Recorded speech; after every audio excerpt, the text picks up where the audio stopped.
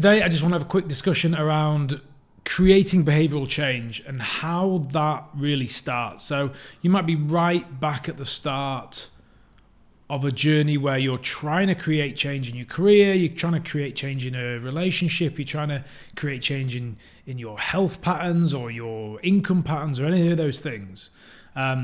These are a bag of notes that I've written around that a couple of months ago, and I'm going to share them with you. So when wanting to create change in your life, where do we start? And this is where I feel like we often get this bit wrong. Instead of jumping ahead and looking at behavioural change straight away, I need to stop eating the donuts if it's a health thing, spending obscene amounts of money that I don't have in bad debt on credit cards if it's a financial thing, going back to the poor relationship. People attack these things from a behavioural change perspective first. I just need to not do the thing that's causing the bad result. My suggestion here is that we actually step a little bit further back from the problem in the equation and look at the subconscious belief systems and thoughts that are creating the behaviour, and the behaviour that you're trying to change equals the results that you wish you weren't getting. So what I mean by that is by capturing our subconscious thoughts and then making the subconscious thought conscious by thinking about it, going, whoa, I just caught myself having this belief system. Just captured my subconscious thought. I'm now conscious of that.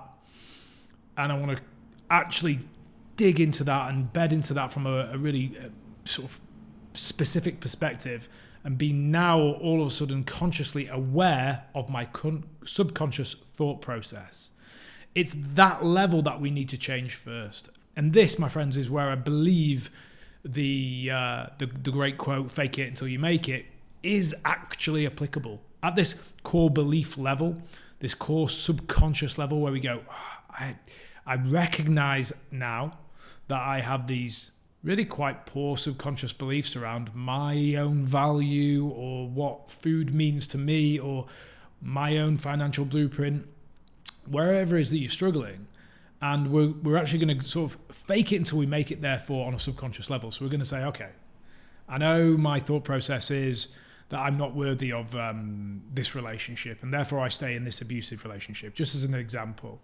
But what if I didn't think that? What if I actually valued myself more? What if I really thought I was worth better than that? Now, subconsciously I don't, but I'm going to fake it until I make it. I'm going to keep telling myself that this is not the case and that I'm going to fake that belief system, that subconscious, that thought process, until all of a sudden I'm like, oh, I said it, and I maybe I did believe it. I did believe it a little bit. Maybe I am worth it. That's the fake it until you make it bit. Now we've made change on a really core level of subconscious thought processes. We can then bolt on behavioural change to that. So now I'm like, do you know what? I am going to leave him. Like, he is no good for me. I'm worth more than that. I'm going to put the donut down and do the right thing. I'm going to actually put this percentage of my income away and save. I'm better than that. And the behavioural change is bolted on to the subconscious layer that our belief systems have changed. We can now nail the behavioural change, and we've got a much better chance of actually standing that behavioural change rather than just sort of discipline. From there, then, we can really build something.